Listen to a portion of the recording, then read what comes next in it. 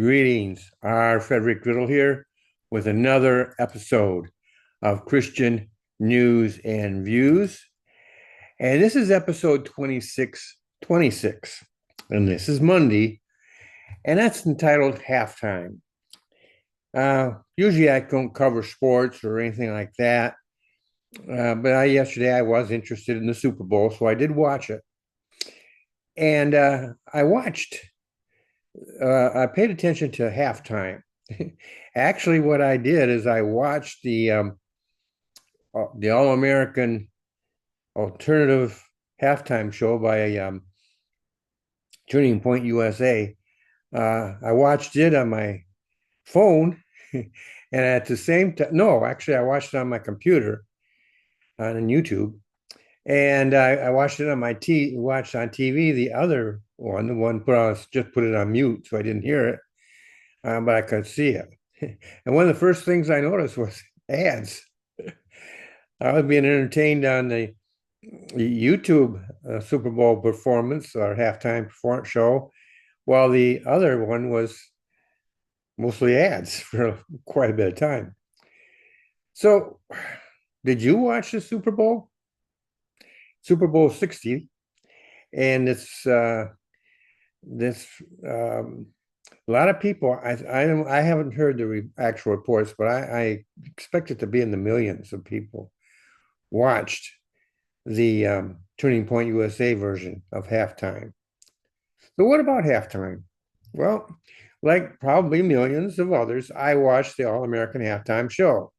While the music still wasn't what I would like to hear, it was better than anything offered at the NFL's halftime so called entertainment. The first thing I noticed, other than the ads, was I noticed that the Turning Point USA halftime was a difference in dress. Women wore more modest clothing. That was refreshing. Though the music was underappreciated by me, they did honor Christ in their music. Um, it was still a type of version. I grew up with what I would call the original rock and roll. Big difference between that, what they call rock and roll today. Um, Far more, actually, you could understand it back then a lot easier than it is today. So there's a lot of differences, and maybe that's just simply because I'm older.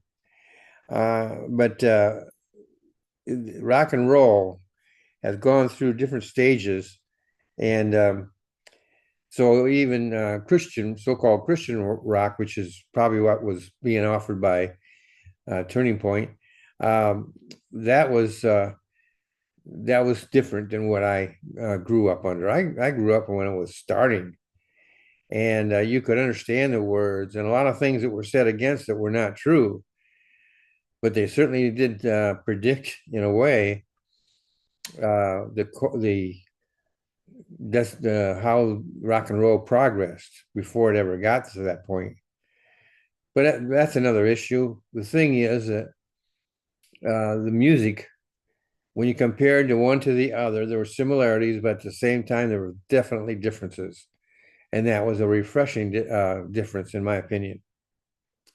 I also watched prior to the game an interview with a spokesman for the Turning Point USA.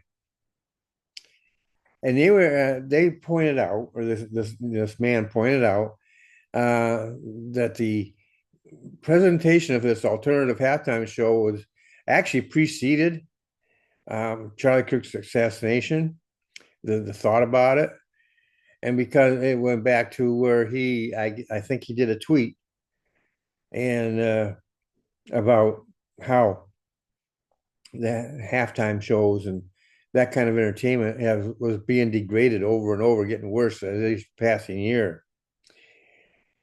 And then when he got assassinated, the momentum just picked up and went towards it. And they did not, and they do not want this to become a habit. This, in part, was a protest to the NFL they hoped that the NFL would get the message.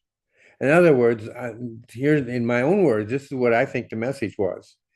Clean up your act and start representing true American values. Those are simply my words, folks. But I think that's the message they're trying to get across to them, that the um,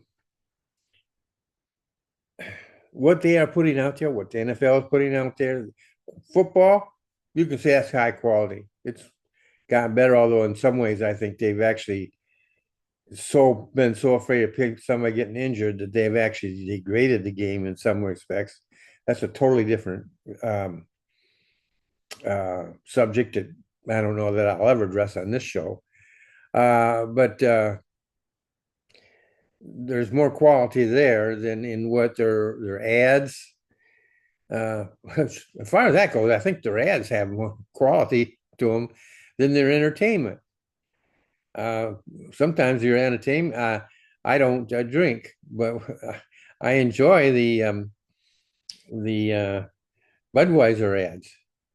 I enjoy ads by other products that I may or may not like, or even remember. Sometimes their ads are so enjoyable that their message doesn't get out. And they want to sell their product, and all you can think of is the message itself, the medium in which they did their message. And it was so enjoyable, funny, or whatever, that you over time you may forget who actually they were uh, promoting. Now, Budweiser, they're always referred to as Budweiser ads, and so that's their name sticks with it. But a lot of the other ads, which were also funny or enjoyable, uh, given if you're not familiar with that product to begin with, you may not be your focus is so on the ad itself that it doesn't convey the message they're trying to convey. But it's very entertaining. Then you get to the halftime show. Well, they have a message too. And in that typical NFL halftime show, it's we can use any words we want to use. If you don't like it, you can do with it what you want. But we're going to do our thing, whether you like it or not. We're going to say things about America you may not like. We'll say things about you and about your stands and so forth that you may not like, but just put up with us. It's an attitude, folks. They put out this attitude that of superiority when in fact they are promoting a lifestyle that is anything but superior to what those of us who are Christians would support. Thanks to a very liberal media, many people think that America as a whole embraced what we now know and call the woke agenda. Well, woke is now on its last gasp, I would say, but it may come back. Maybe not come back under that name, but it will come back. But the idea that America as a whole has accepted it, I don't think that's true. I don't think it's true at all. There's a large portion, whether it's the majority or not, that I don't know. It seems to be the majority right now is leaning more to my camp than they are to the woke camp. That doesn't mean they're Christians, and that doesn't mean that they all embrace the same, even if they are Christians, embrace the same beliefs that I embrace. But what I call the Christian worldview, I think most of them still embrace it, whether they're Christians or not.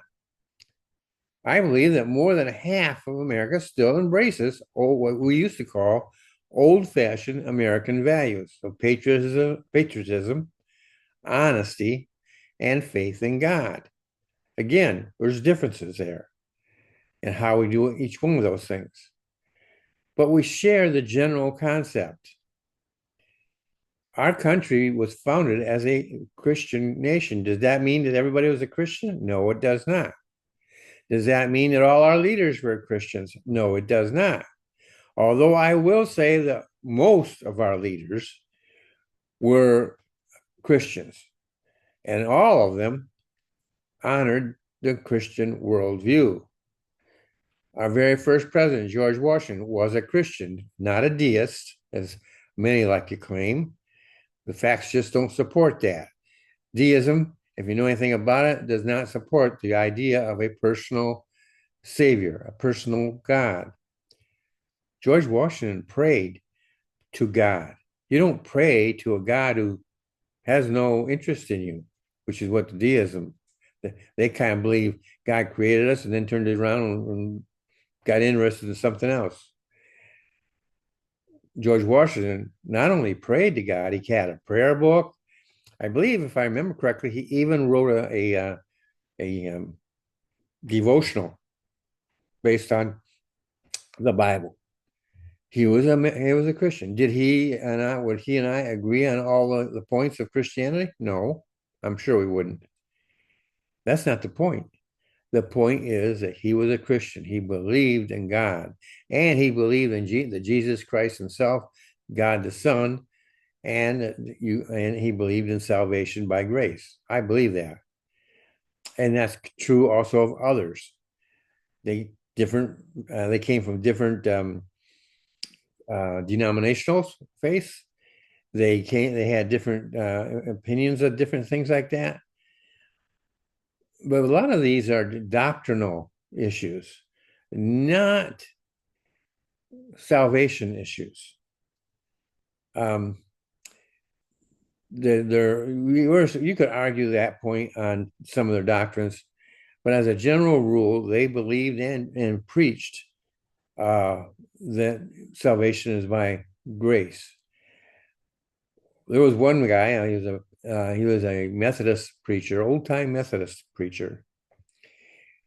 When I was writing a book that was based on my own family, and I traced it back all the way back to a great grandfather, and on my dad's side, but when it got to his grandfather, or great grandfather, it was his wife. Her father was this old time preacher, and I read one of his sermons, a long one, and they talked about grace in a different fashion, different words used and so forth, but it still talked about grace. We don't see that today in a lot of different denominations. Even some so-called Baptist churches don't preach grace. You got to be careful and check that all out. But that is something we don't see much anymore, but it was there. And I think that there are still some people today, I'm not the only one, I'm not standing on my own, who share those values. One of the values I surely miss is that we used to be able to disagree without being disagreeable. Nowadays, to take a stand for God and country brings an intolerance response from those who preach tolerance. I think all of you know my strong position upon the King James Bible, being the only Bible for English-speaking people. But while I take that stand, it does not stop me from being friendly with those of a different view, nor does it prevent me from listening to them. Sure, if they quote the Bible, I go to my trusted KJV to see what it really says. But there are old-time preachers out there that cut their teeth on the King James Version, and for one reason or another, they left that version and went to a different one. But once they were in it and they memorized it, it still crept into their preaching.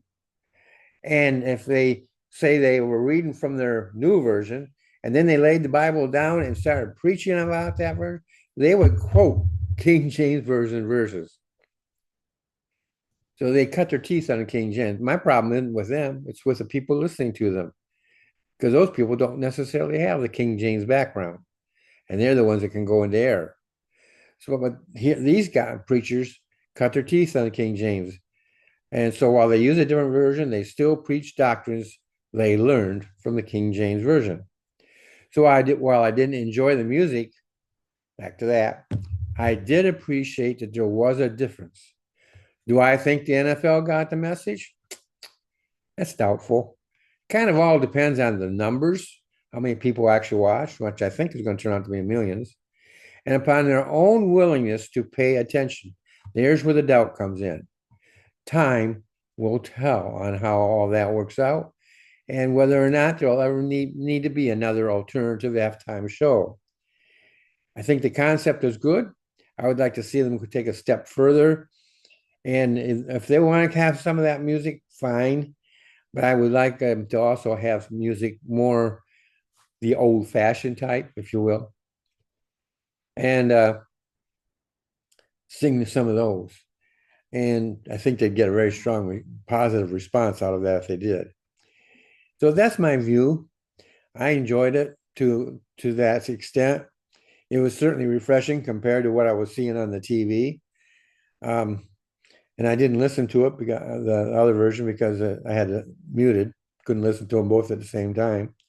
I know the Lord gave me two ears, but I haven't learned that trick yet. How to have one ear listening here and one ear listening here, and be able to make sense out of both of them.